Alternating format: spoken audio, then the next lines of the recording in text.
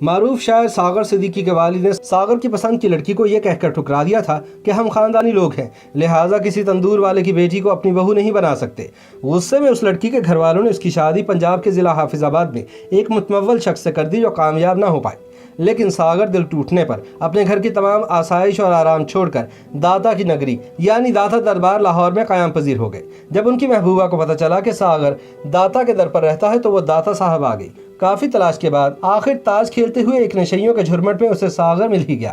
اس نے ساغر کو اپنے ساتھ چلنے کو کہا اور یہ بھی بتایا کہ مجھے میرے خاوند نے ہاتھ تک نہیں لگایا اور ہماری داستان محبت سن کر اس نے مجھے طلاق دے دی ہے، اب اگر تم چاہو تو مجھے اپنا لو۔ جواب میں ساغر نے یہ کہہ کر انکار کر دیا کہ بندہ پرور کوئی خیرات نہیں، ہم وفاؤں کا صلہ مانگتے ہیں۔ غربت، ڈپریشن اور ٹینشن کی وجہ سے ساغر صدیقی کے آخری سال نشے میں گزرے اور وہ بھیک مانگ کر اور اپنی غزلیں بیچ کر گزارا کرتے رہے۔ ساغر گلیوں میں فٹ پاتھ پر سویا کرتے تھے لیکن تب بھی شاعری نہ چھوڑی۔ اسی زمانے میں ساغر نے شہرہ آفاق غزل بھی کہی۔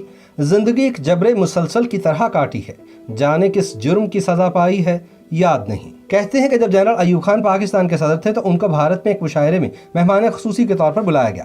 جب مشاعرہ شروع ہوا تو ایک شاعر نے ایک درد بھری غزل سے اپنے کلام کا آغاز کیا۔ جب وہ شاعر شعر سنا کر فارغ ہوا تو جنرل ایوب نے اس شاعر کو کہا کہ محترم، جو غزل آپ نے ابتدا میں پڑھی بہت درد بھری غزل تھی، یقیناً کسی نے خون کے آنسوؤں سے لکھی ہوگی۔ ایوب خان نے داد دیتے ہوئے کہا کہ یہ غزل مجھے بہت پسند آئی۔ جواب میں وہ شاعر بولے کہ جناب والا، آپ کے لیے خوشخبری اور حیرت کی بات یہ ہے کہ اس غزل کا خالق، اس کو لکھنے والا یعنی شاعر آپ کے ملک پاکستان کا ہے۔ جب ایوب خان نے بات سنی تو دنگ رہ گئے، بولے اتنا بڑا ہیرا میرے ملک میں موجود ہے اور مجھے پتہ ہی نہیں۔ جب اس شخص سے غزل کے شاعر کا نام پوچھا گیا تو اس نے کہا کہ جناب والا، اس درد بھرے شاعر کو ساغر صدیقی کہتے ہیں۔ جب جنرل ایوب پاکستان واپس آئے اور ساغر صدیقی کا پتہ معلوم کیا تو کسی نے بتایا کہ وہ لاہور میں داتا کے در پر رہتے ہیں۔ جنرل ایوب نے اسی وقت اپنے چند خاص آدمیوں پر مشتمل ایک وفد تحائف کے ساتھ لاہور بھیجا اور ان کو کہا کہ ساغر صدیقی کو بڑی عزت و تکریم کے ساتھ میرے پاس لاؤ اور کہنا کہ field marshal general Ayub Khan صاحب آپ سے ملنا چاہتے ہیں۔